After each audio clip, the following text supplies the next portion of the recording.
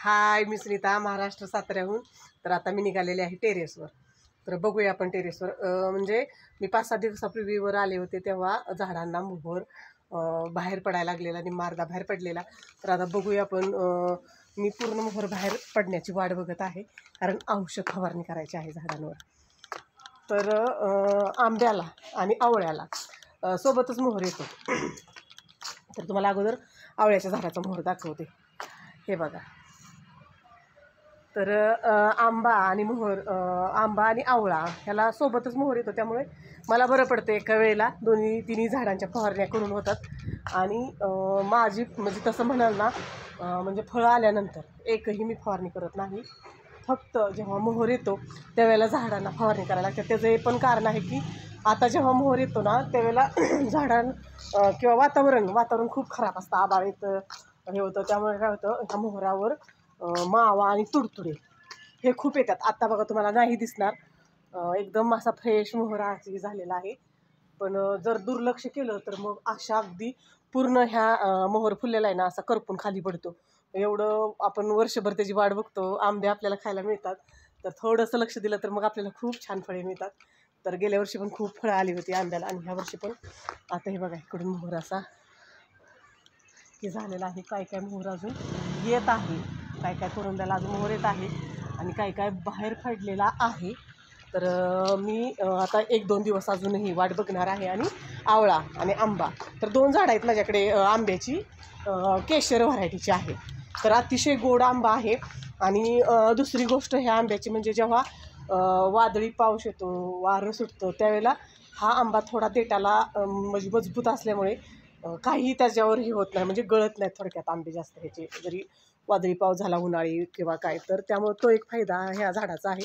आणि खूप छान, म्हणजे अतिशय गोड आंबे.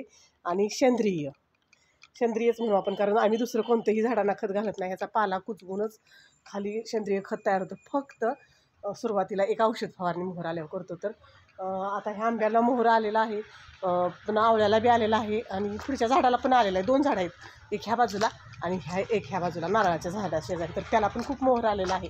चिक्कूला पण चिक्कू आलेले आहेत, हे बघा. तर गेल्या आठवड्यात मी आलती तेव्हा थोडेसे काढले होते, हे बघा.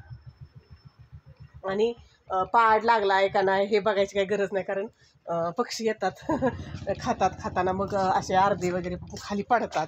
हे बघा, पक्ष्यांनी खाल्ला आहे. तर हे असे खाताना झाडालाच पाड लागलेला असतो, मग खाताना पक्ष्यांच्या ह्याच्यातून असं खाली पडतात. लक्षात येतं की पाड लागला आहे, त्यावेळेला वाटलं तर थोडेफार मी काढते, बाकीचे पक्ष्यांनाच खाऊन देते. कारण काय होतं, पक्षी झाडावर फळांमुळे दिवसभर झाडावर राहतात, त्यांची किलबिल मला खाली ऐकायला ते मस्त वाटतं, त्यामुळे मी काढत नाही.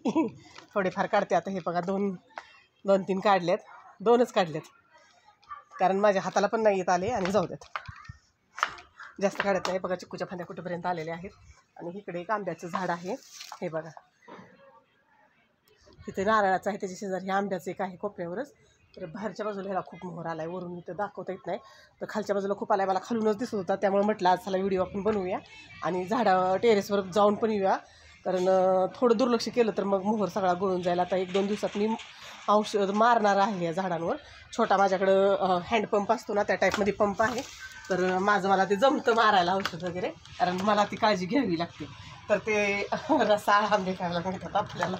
तर झालेलं आहे बघून खूप असं हे आहे छान, म्हणजे. आणि दिवसभर पक्षी असतात त्या झाडावर, साळुंक्या किंवा दुसऱ्या पण चिमण्या वेगवेगळ्या जी फळं खाणारे असतात, सतत ह्या झाडांवर असतं. छान वाटतं, मस्त वाटतं. तर छोटासाच व्हिडिओ म्हटलं चला आपण फेरफटका मारूया, काय चाललंय माझं ते तुम्हाला पण व्ह्यूअर्सना लक्षात येईल म्हणून हा व्हिडिओ मी बनवलेला आहे. कारण मोठे व्हिडिओ काय बनवायचे, काय मी दिवसभर एकटी असते, काय बनवायचा व्हिडिओ हे ते, त्यामुळे मग मी थोडंसं असंच मला काय वाटलं की व्हिडिओ मी बनवून अपलोड करत असते. तर तुमचा सपोर्ट असाच मला राहू द्या. आणि आता मी शॉर्ट व्हिडिओ पण 2 अपलोड केलेले आहेत, ते पण पहा. आणि मग त्यामुळं मग आता तयार झालेले तर म्हटलं चला तुम्हाला मोठ्या पण व्हिडिओमधून टेरेसवर जाऊन झाडांचा मोहर वगैरे दाखवा. तुमच्याकडे पण झाडे वगैरे असतील तर एखाद्या औषध फवारणी करा, छान फळे राहतात. स्वतः आपण लक्ष दिलं तर मग आपल्याला चांगली फळं खायला मिळतात. तर कसा वाटला माझा व्हिडिओ, आता मी खाली आलेली आहे, तर कसा वाटला व्हिडिओ मला नक्की कमेंट करून सांगा. आता मी थोडं म्हणते पण मला शक्य होईना खरं मोठा व्हिडिओ बनवायचा, बरं का, सॉरी.